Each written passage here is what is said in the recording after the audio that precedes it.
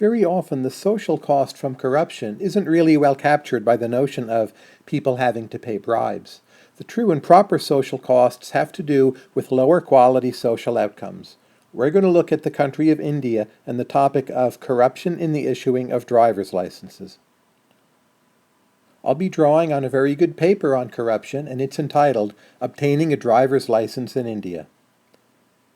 The authors set out to answer a pretty simple question. Should this guy be on the road or not? It turns out the answer is going to be a little scary, and that's because of corruption. The authors set up an experiment to try to figure out how corrupt was the process of issuing driver's licenses in India. There were 3 different groups involved. First, they took a randomly selected group and offered them a bonus if those individuals could get a license especially fast. The quickest you could get a license in this context was within 32 days. There was a second group also randomly selected, and that group was taken aside and given driving lessons. There was a third group, and that group was left alone as they just navigated the process of getting a driver's license in India. And at the end of all of this investigation, what the authors are going to do is compare the 3 groups and see what we can learn from that comparison. The important point here is that one group has a special incentive to navigate the process especially quickly. That's the first group.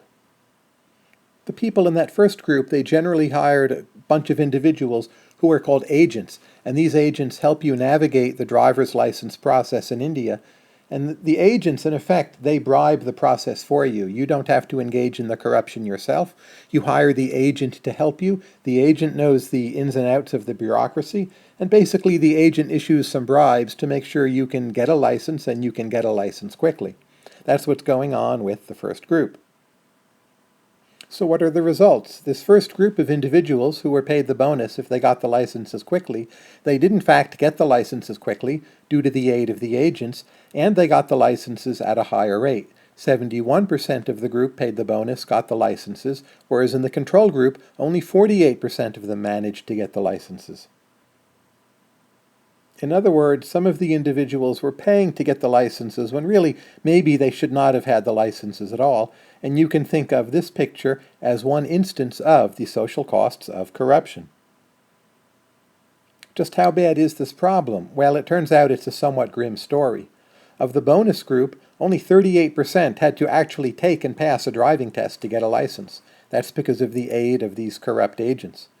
Those who were in the bonus group who got a license, they were then independently tested to see whether or not they were good drivers.